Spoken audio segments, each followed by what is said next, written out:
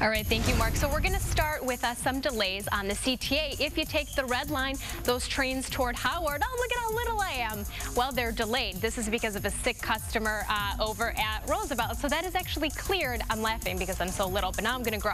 It happened at Roosevelt, so we're just seeing some residual delays there.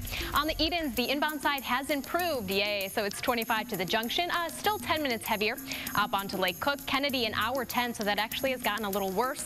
40 minutes back out to O'Hare. That one has improved. On the Ike, an hour 10 into the Byrne interchange. 60 minutes back out to Thorndale.